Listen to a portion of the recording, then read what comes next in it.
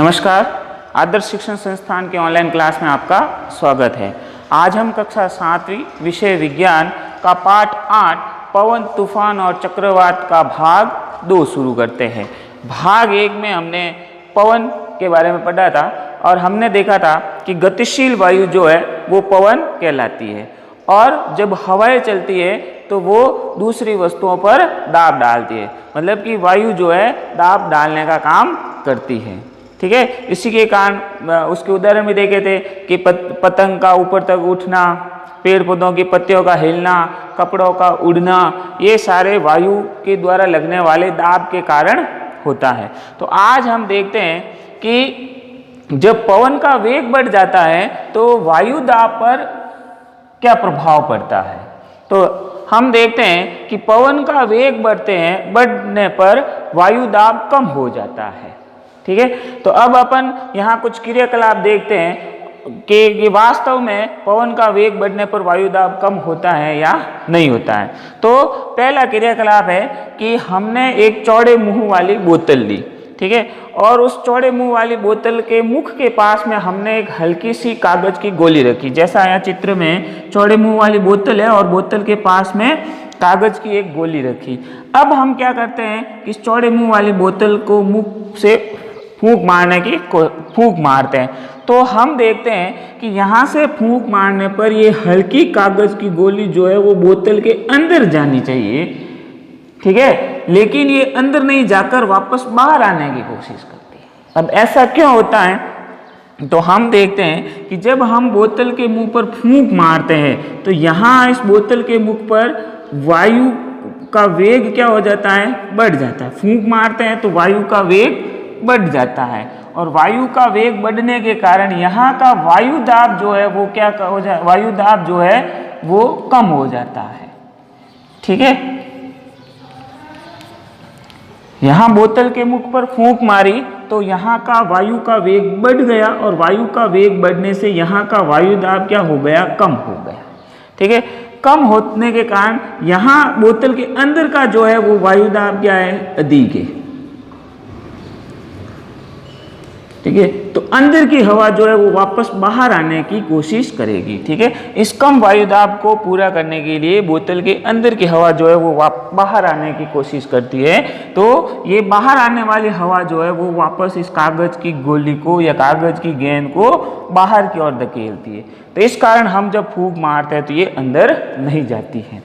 ठीक है, मतलब कि कागज की गोली को हमने फूंक मारा तो इस बोतल के मुख के पास में वायु का वेग बढ़ गया। वायु का वेग बढ़ने से यहाँ का वायु दाब हो गया कम। ठीक है, तो बोतल के अंदर का वायु दाब जो है, इस कम वायु दाब को पूरा करने के लिए बोतल के अंदर की हवा जो है वो बाहर आने की कोशिश करती है, जो इस गेंद को वापस बाहर की ओर धकेलती है, जिस कारण से हम अंदर की ओर फूंक मारते हैं तो वो गेंद अंदर जाने की बजाय बाहर आती है। ठीक है, दूसरा क्रियाकलाप क्या है कि एक लकड़ी है, उस लकड़ी पर 2 गुब्बारे बांधे हुए और हमने क्या किया, इन गुब्बारों के बीच में फूंक मारते हैं। ठीक है, इन गुब्बारों के बीच में फूंक मारी जाते हैं। तो फूंक मारने पर सामान्यतः क्या होना चाहिए कि गुब्बारे जो है वो दूर जाने चाहिए। क्या होने चाहिए? दूर जाने चाहिए। लेकिन हम देखते हैं कि हम जैसे ही उन गुब्बारों के बीच में फूंक मारते हैं तो वो गुब्बारे दूर जाने की बजाय और पास आ जाते हैं। तो अब पास क्यों आते हैं? तो जब हम इन दोनों गुब्बारों के बीच में फूंक मारते हैं तो यहाँ का वायु दाब जो है वो कम हो जाता है। ठीक है, और इन गुब्बारों के दूसरी तरफ की हवाएं जो है वो इस कम दाब की पूर्ति करने के लिए इधर आने की कोशिश करती हैं, तो गुब्बारों को अपने साथ में लाती है और ऐसा लगता है गुब्बारे पास आ रहे हैं।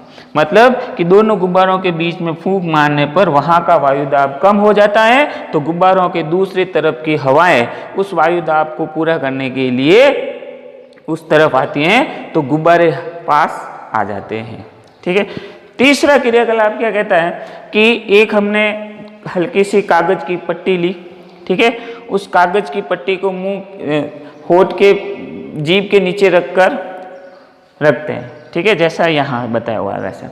अब हम क्या करते हैं कि हम जैसे ही फूंक मारते हैं, यहाँ से फूंक मारते हैं तो ये कागज की पट्टी नीचे जाने की बजाय ऊपर उठती है। तो अब ये ऊपर क्यों उठती हैं? तो जैसे ही हम इस कागज की पट्टी के ऊपर फूंक मारते हैं तो यहाँ फूंक मारने से यहाँ का वायु दाब क्या हो जाता है? कम हो जाता है।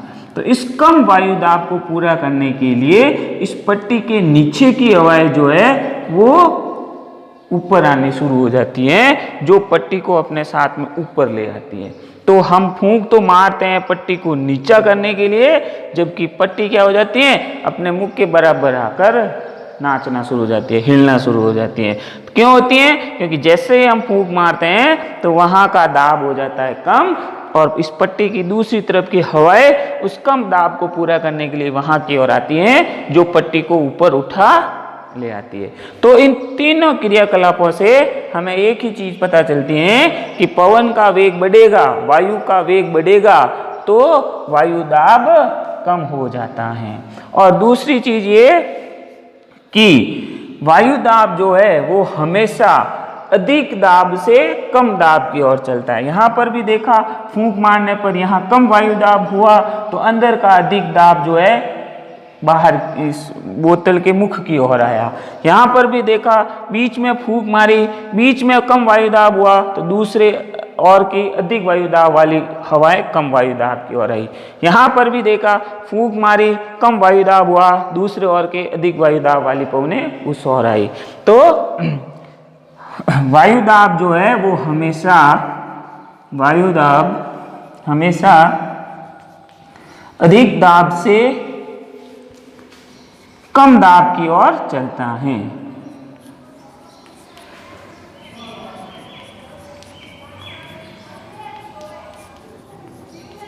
ठीक है। और पहली चीज तो ये पता चली गई कि पवन का वेग बढ़ेगा तो वायु दाब कम हो जाता है।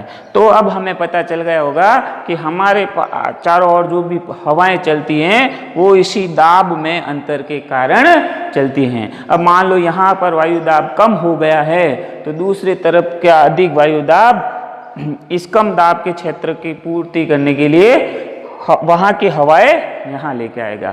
तो इस प्रकार वायु दाब में अंतर चलता रहता है और हवाएं चलती रहती हैं।